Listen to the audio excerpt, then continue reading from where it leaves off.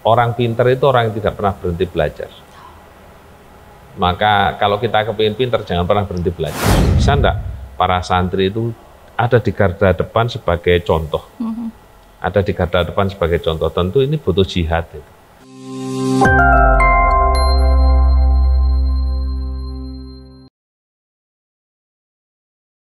Assalamualaikum warahmatullahi wabarakatuh. Apa kabar Sobat Mako? Jumpa bersama saya tentunya Vivin Citra di acara podcast kesayangan kita Mako Suara Cita. Dan kalau kita berbicara masalah santri seperti itu ya, santri itu adalah orang-orang yang juga mempunyai peranan penting terhadap kemerdekaan, karena dalam sejarahnya diungkapkan juga ada jihad, resolusi jihad seperti itu. Hari ini saya akan ngobrol dengan narasumber saya, sudah hadir di samping saya, Kepala Kantor Kementerian Agama, ada Gus Ahmad Samton. Betul ya?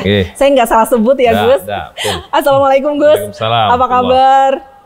Baik. Sehat ya? Alhamdulillah sehat. Alhamdulillah hari ini kita diberi kesempatan ya Sobat Mako untuk mampir gitu ya, main-main ke kantor Kementerian Agama Kota Malang nih. Sudah diperak-meranda di sini ya sama tim kita.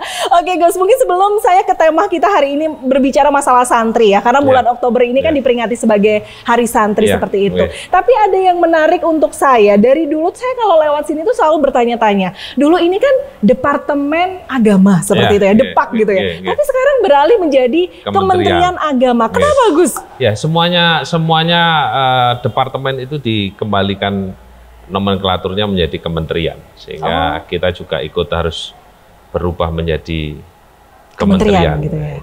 Oke. Dan yang perlu kita pahami bersama, pemerintahan pertama kali yang ada itu embrionya dari Kementerian Agama, khususnya dari Kantor Urusan Agama.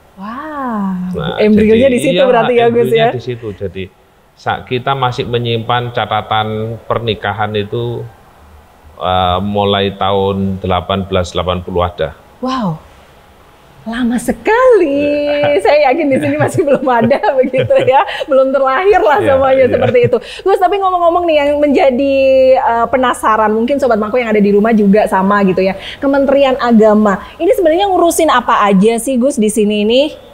Semua domain tentang keagamaan, mulai ya semua kependudukan dari sisi keagamaan di KUA, kemudian pendidikan, baik sekolah dari semua agama itu menjadi domain kita, dan memang Kementerian Agama ini harus vertikal untuk menghindarkan adanya gontok-gontokan atau politik-politik kedaerahan. Jadi makanya harus dengan satu. Jadi kita punya hampir semua yang ada di berbagai macam kementerian, di Kementerian Agama ada itu mestinya, termasuk haji, urusan haji itu. Oh iya, saya tadi di bawah ada pelayanan haji seperti itu ya. Betul. Jadi pelayanan haji kalau dulu itu di take over oleh pemerintah kota, sekarang kita yang ambil. Hanya memang pemerintah kota punya kewajiban untuk ikut membantu pengelolaan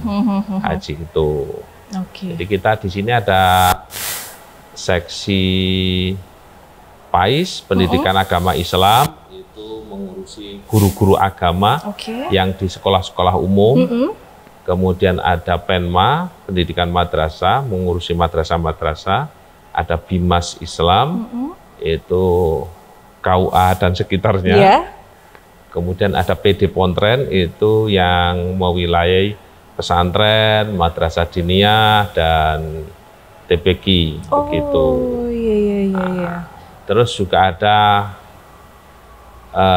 penyuluh agama non-Muslim, ada Kristen, ada Katolik. Dulu ada Buddha, tapi pensiun belum ada gantinya. Oh, di sini berarti juga ada berarti ya, Gus? Ada, harusnya ada. Jadi kita semua layani itu. Kita semua layani, karena Kementerian Agama ini kan bukan Kementerian Agama Islam, jadi semuanya harus semua agama. Di oh baiklah, jadi ini ya patut dipahami ya Sobat Mako di rumah, jadi nggak penasaran lagi Kementerian Agama itu tugasnya ngapain aja, ternyata banyak sekali lininya seperti itu. Gus, kembali ke tema kita, Hari Santri. Untuk tahun ini adalah Jihad Santri Jayakan Negeri. Wow, ini agak berat menurut ya, saya betul, gitu ya, betul, Gus betul, ya. betul. Bagaimana kalau Gus sendiri menyikapi dengan tema Hari Santri di tahun ini? Ya itu memang sudah menjadi tuntutan ya. Jadi karena santri itu adalah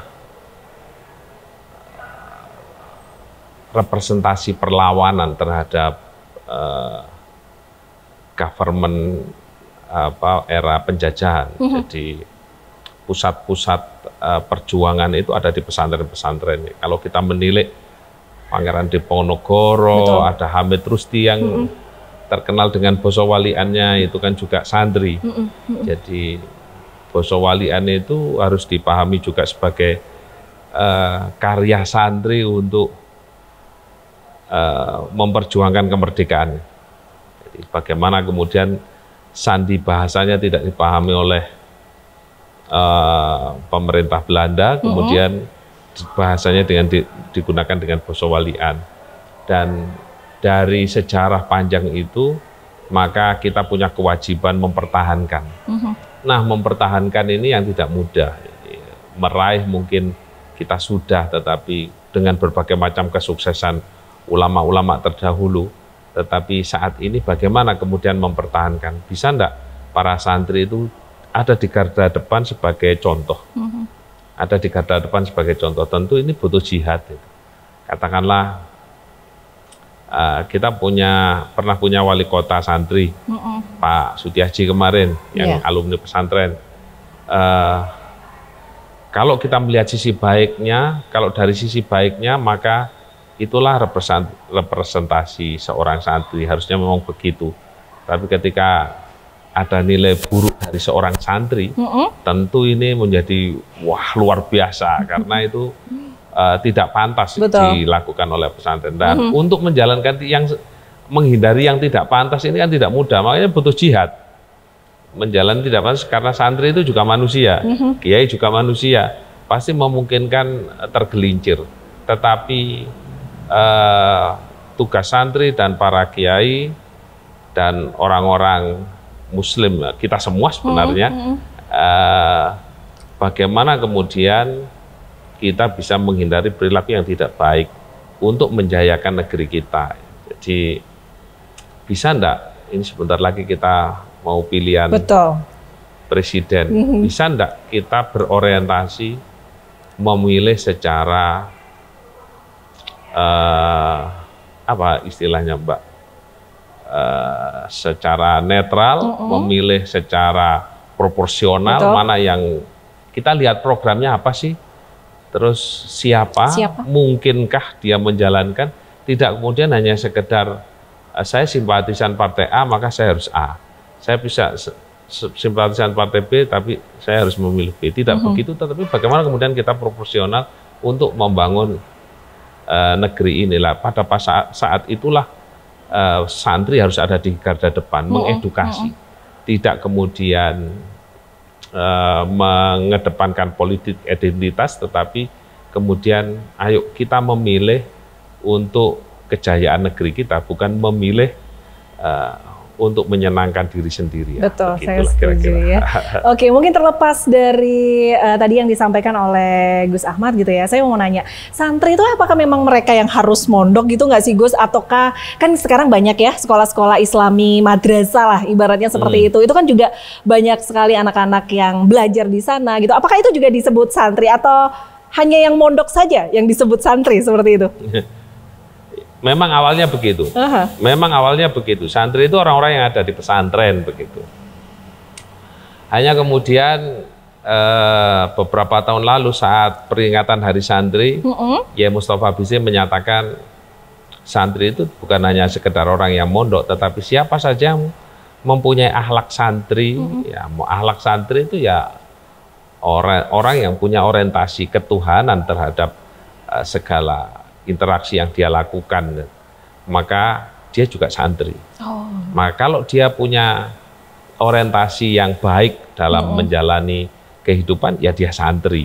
Jadi santri itu sekarang tidak terbatas pada orang yang mondok, tetapi siapa yang berakhlak baik, maka dia santri. Disebut santri ya. Iya. Jadi tidak perlu berkecil hati Sobat Mako ya. Oh saya nggak mondok berarti saya bukan santri. Tidak seperti itu Iya, ya Gus ya. betul, Tapi yang berakhlak mulia itu semua bisa disebut santri Iya, begitu. betul. Gus, terkait dengan peringatan Hari Santri itu sendiri gitu ya. Jadi kan kalau dari sejarahnya Gus tadi dijelaskan begitu ya. Kemudian diperingatilah sebagai Hari Santri gitu. Kenapa harus ada yang namanya peringatan Hari Santri? Kalau santri sendiri itu sebenarnya yang berakhlak mulia. Jadi siapapun bisa begitu. Ya. Penting buat kita itu mengenali sejarah. Penting buat kita mengenali sejarah, bagaimana sejarah perjuangan kita untuk memotivasi kita. Ya. Katakanlah jenengan santri, saya santri nih, saya berupaya berperilaku baik, tapi sudah tidak berjuang seperti santri-santri dulu. Nah, atau orang-orang pesantren, terus ngaku santri, sudah tidak berjuang seperti santri-santri dulu. Berjuang yang seperti apa Gus? Ya, tentu kita dulu punya banyak laskar-laskar yang tidak digaji. Jadi mereka berjuang memang ya sudah lillahi ta'ala. Lillahi ta'ala, karena tidak menuntut gaji. Embrio TNI bahkan dari para laskar-laskar ini kan. Nah, itu semuanya mengawali segala sesuatunya tanpa kemudian memikirkan sesuatu yang bersifat keakuan, hak, tidak memikirkan hak, tetapi bagaimana ini? Dan itu tercetus dalam resolusi jihad itu menunjukkan bahwa kewajiban secara syar'i mempertahankan negara ini bukan dalam rangka biar kita dapat uang atau dapat sesuatu, tetapi maka kenapa kita harus memperingati ya untuk menyadarkan kita bahwa kamu ASN, jenengan ASN ya? ASN bukan? Saya bukan. Oh bukan. Nah saya nih ASN nih, kamu ASN. Kamu kerja ASN itu apa yang kamu lakukan? Sudah enggak kamu itu santri, apalagi saya tadi dipanggil Gus. Gus itu putranya Kiai. Tanggung jawabnya lebih besar lagi. Kamu Gus, sudah enggak kamu itu berjuang lillah? Bagaimana kamu memandang pekerjaan dengan gajimu? Jadi ini penting untuk kemudian memunculkan semangat keikhlasan dalam membangun negeri ini. Jadi semua, ya kita semua butuh gaji, butuh rezeki, tetapi itu bukan segala-galanya harus seperti itu. Makanya kemudian ada peringatan Hari Santri untuk menyadarkan kita semua bahwa mereka dulu berjuang pada yang setelah 22 Oktober ada resolusi jihad, kemudian diaplikasikan pada 10 November perang 10 November itu di Surabaya itu sebagai bentuk bukti jihad ya? Itu perlawanan resolusi jihad itu, mereka ini dibayar berapa? Mereka ini mengorbankan jiwa raganya untuk apa? Kalau bukan untuk negeri ini, maka peringatan Hari Santri ini sebenarnya untuk menyadarkan kita semua, negerimu ini loh betul dirawat. Sudah enggak kamu merawat negeri dengan caramu, dengan keahlianmu? Apa kamu hanya sekedar hidup di Indonesia terus sudah begitu? Atau kamu memang kepingin mengembangkan negeri ini menjadi lebih baik? Maka itulah jayakan negeri. Oke, sesuai tema kita di tahun ini berarti betul, ya Gus, begitu ya. Tapi memang sedikit informasi untuk Sobat Mako ya, bahwa Gus Ahmad ini memang kalau dibilang santri ya memang santri gitu, bahkan dari kecil ya Gus, mengemban pendidikan, sempat di Alia di Kediri. Betul, kemudian mengambil kuliah S1 di UIN Maliki, S2 dan sekarang jalan S3 ya Gus ya. Masih tetap belajar loh, padahal ibaratnya kepala Kementerian Agama ya, kepala kantor Kementerian Agama, tapi masih tetap belajar. Ini juga salah satu jihad nggak sih Gus? Iya betul, dan Kiai Mustafa itu kalau nyatakan orang pinter itu orang yang tidak pernah berhenti belajar. Maka kalau kita kepingin pinter, jangan pernah berhenti belajar. Harus belajar terus Iya, gitu ya. saya juga belajar dari jenengan. Nanti gantian saya podcast jenengan. Oh gitu, baiklah. Ya, nanti kita switch gitu ya, Sobat Maku ya. Baik, Gus, kalau Indonesia merdeka adalah di tahun 45, seperti Ya, itu. betul. Sedangkan jihad resolusi jihad itu dideklarasikan di tanggal 22 Oktober 1945 juga. Ya, ya. Ini jaraknya cukup singkat gitu ya, Ya, dari kemerdekaan ya, Indonesia, ya. kemudian terbitlah resolusi jihad seperti itu. Kalau Gus sendiri melihat ya, santri zaman dulu berbeda dengan zaman sekarang. Tadi sempat disinggung begitu. Bagaimana kita berjuang dulu dengan sekarang. Nah, kalau di era sekarang yang serba digital gitu ya, serba digitalisasi begitu, bagaimana harusnya seorang santri, bukan hanya santri, kita berjuang untuk kemerdekaan negara kita? Untuk mempertahankan kemerdekaan kita. Oke. Era digital ini ya kita harus ganti senjata. Senjata kita aja harus menguasai digital. Sudah bukan bambu runcing Iya, berarti. sudah bukan bambu runcing lagi. Oke. Tetapi bagaimana kita mempertahankan terus, dan itu lebih berat, ya, lebih berat. Kalau kita berperang era dulu itu kita harus keluar rumah, Betul. kemudian menuju satu tempat, katakanlah 10 November kita harus pergi ke Surabaya untuk ikut berperang. Tetapi saat ini kita jihadnya dengan jihad digital, di dalam kamar pun kita sedang berperang budaya, berperang dengan berbagai macam informasi yang tidak semuanya benar. Maka santri harus terdepan dalam membantu mengedukasi masyarakat untuk menjadi lebih baik, pintar-pintar menyaring. Ya, apalagi kalau di Quran kan inja fasikum binabain fatabayanu, kalau kemudian ada informasi-informasi, tabayun dulu, klarifikasi dulu. Lah ini santri-santri ini harus jadi penyaring, harus jadi penyeimbang. Jadi mungkin kalau ada yang tiktokan joget-joget, santri harus tiktokan dengan mengedukasi. Entah edukasinya dengan cara apa saja. Edukasi itu kan tidak harus ceramah. Betul. Tetapi dengan tindakan, dengan perilaku. Jadi ya memang harus berubah, senjatanya harus berubah. Betul. Kalau kita lihat era sekarang ya, Sobat Makoya, mungkin kalau dulu yang namanya dakwah itu hanya di pesantren, kemudian di masjid, begitu ya, atau di perayaan-perayaan yang khusus begitu, Gus. Tapi kalau sekarang itu kan banyak sekali tokoh-tokoh agama seperti itu yang bisa dijadikan panutan yang viral, seperti kayak contoh Gus Idam. Ini kan bisa masuk di semua lini, betul nggak sih, Gus? Ya, betul. Jadi sekarang tidak, agama itu bukan hanya memang hak personal ya, tapi bisa merangkul semuanya, begitu Gus ya. Betul. Nah, bagaimana pendapatnya Gus Ahmad sendiri nih kalau melihat sekarang? Seperti tadi yang Citra bilang, bahwasanya sosok tokoh agama itu bisa masuk di segala lini, bahkan di pemerintahan pun. Pentingkah dengan adanya seseorang yang memang ahli dalam agama? Kalau tadi kita tahu wali kota kita dulunya juga dari santri, seperti itu gitu kan. Dan ini banyak sekali di pemerintahan gitu. Seberapa penting? Sangat penting, sangat penting. Jadi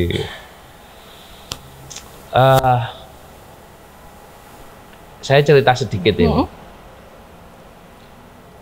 Allahyarham Kiai Maimun Zubair yang sangat fenomenal beliau betul. Beliau itu sangat menggembari visualisasi dari Pangeran Diponegoro. Pangeran Diponegoro itu berjubah, berpakaian ala orang Arab. Betul, pakai surban gitu ya. Tapi ingat, senjata yang digunakan oleh Pangeran Diponegoro adalah keris. Oh ya. Dia tidak menggunakan pedang. Mbah Yai Maimun mengatakan itu tadi. Senjata yang roh kita boleh, roh dakwah, tetapi di berbagai lini kita harus bisa menggunakan senjata sesuai dengan posisi-posisi kita untuk menjalankan dakwah itu. Maka harus ada dari orang dalam di kepemerintahan yang mengedukasi masyarakat tentang pentingnya beragama secara aplikatif ya, tidak hanya sekedar berdakwah. Jangan mencuri tapi korupsi kan begitu. Kalau hanya dakwah-dakwah begitu kan akhirnya Allah sendiri kan memberikan ancaman kabura maktan. Allah sangat marah pada orang yang bisa ngomong tok tapi nggak bisa praktek. Maka berarti kalimat dalam ayat itu memerintahkan kita untuk masuk ke semua lini untuk kemudian mewarnai, menyadari bahwa dunia ini hanya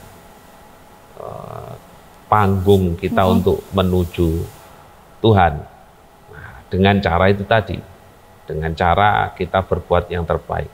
Katakanlah saat ini saya jadi kepala kantor, background saya santri, maka beban berat yang harus saya tanggung, saya harus menunjukkan seorang santri bisa melakukan yang lebih baik dari yang tidak santri.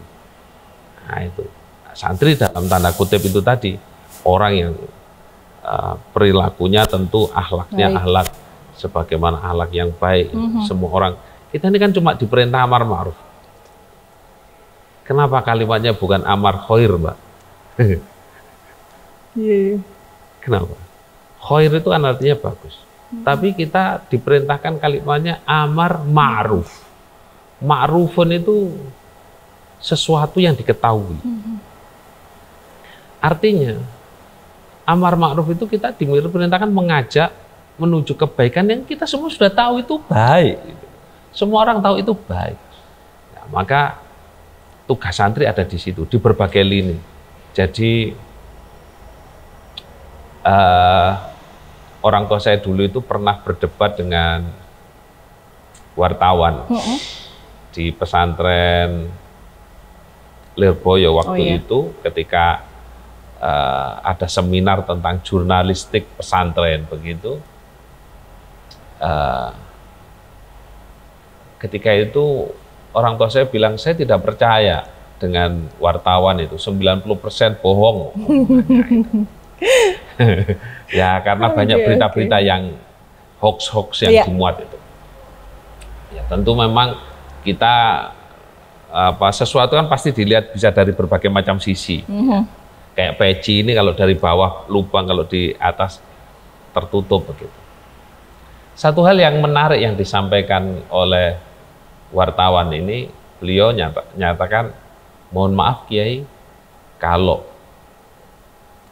para wartawan itu semua 90% bohong, Pak Yai juga dapat dosanya. Kok bisa begitu? Nah, karena Pak Yai tidak mendidik santri-santrinya untuk menjadi wartawan yang baik.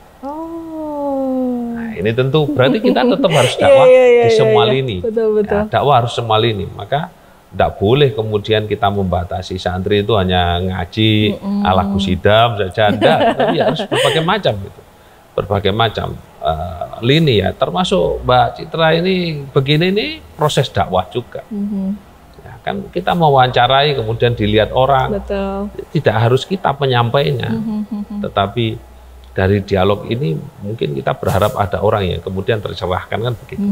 Sebenarnya saya agak minder hari ini ya Sobat Mako ya, karena Gus Ahmad ini ilmu jurnalistiknya tuh jauh lebih di atas saya begitu. Jadi saya tuh agak minder, tapi saya bersyukur. Kenapa? Karena saya diberi kesempatan untuk ngobrol langsung sama Gus Ahmad, tentunya bisa mencari ilmunya langsung di sini begitu ya. Gus, kalau dilihat sekarang gitu ya, tema Hari Santri yang dulu dengan yang sekarang ini kan pastinya juga berbeda gitu ya. Terus bagaimana sih Gus? Apakah pemerintah ini memang mendukung sepenuhnya atau seberapa besar peran pemerintah mendukung terhadap Hari Santri itu sendiri begitu Gus?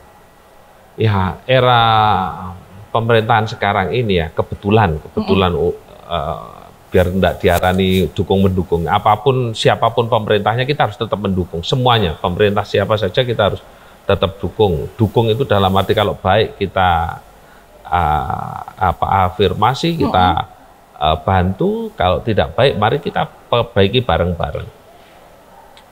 Era Pak Jokowi ini kan mulai muncul Hari Santri dan munculnya di Hari Santri ini kita semuanya kemudian menjadi harus menyadari bahwa ini sekarang ini pesantren sudah diakui oleh pemerintah, apalagi munculnya undang-undang pesantren. Semua bahkan pendidikan-pendidikan yang dulu dianggap pendidikan non formal bahkan sekarang harus diakui. Sebenarnya pengakuan-pengakuan itu menuntut tanggung jawab yang sangat besar dan lebih besar lagi terhadap pesantren agar mereka ini kemudian kamu sudah saya akui. Apa yang kamu berikan untuk negara? Itu yang menjadi tanda tanya besar, makanya kalimatnya jihad itu. Jihad santri. Jadi kebutuhannya untuk membuktikan bahwa saya pantas diafirmasi, saya pantas untuk diakui, itu ya ditunjukkan dengan amal nyata untuk negara ini. Ya, nyatanya kita menyumbang Gus Dur sebagai santri, kita nyumbang Pak Ma'ruf sebagai santri, kita nyumbang Pak Mahfud sebagai santri, dan banyak orang, dan kita berharap semua orang punya akhlak santri meskipun tidak harus punya ijazah santri pesantren gitu. Tidak harus mondok gitu ya berarti ya Gus ya. Oke, baik. Gus Ahmad, terima kasih banyak atas waktunya Gus. Mungkin yang terakhir apa yang ingin disampaikan kepada Sobat Mako di rumah terkait dengan Hari Santri ini Gus? Oke. Kawan-kawan semua, santri itu harus bisa menjadi san dan tri. Harus bisa menjadi san seperti matahari yang menyinari semuanya, tidak pilih-pilih, dan bisa menjadi tri sebagai pohon yang melindungi siapapun yang berteduh di bawahnya. Maka santri harus berakhlak baik layaknya san dan tri itu. Maka kita semua yang ingin memantaskan diri sebagai seorang santri, maka mari semua sama-sama kita pertahankan negara kita ini, kita junjung baik-baik negara ini, kita selamatkan, kita upayakan lebih maju lagi negeri ini dengan semampu kita, sebisa kita. Pasti Indonesia akan menjadi baldah thayyibah wa rabbun ghafur dengan semangat bersama-sama. Terima kasih. Terima kasih sekali lagi. Terima kasih banyak atas waktunya Gus Ahmad. Sehat selalu Gus. Amin, sampai bertemu di lain kesempatan. Begitu. Dan demikianlah Sobat Mako obrolan Citra bersama Kepala Kantor Kementerian Agama ada Gus Ahmad. Dan yang pastinya banyak sekali ilmu-ilmu dari beliau yang bisa kita ambil manfaatnya begitu ya. Sama seperti beliau katakan bahwa seorang santri itu bukan harus dari pondok saja, tapi mereka yang memiliki akhlak mulia. Dan yang pasti orang pintar adalah mereka yang mau belajar. Saya Vivin Citra pamit undur diri. Wassalamualaikum warahmatullahi wabarakatuh dan sampai jumpa.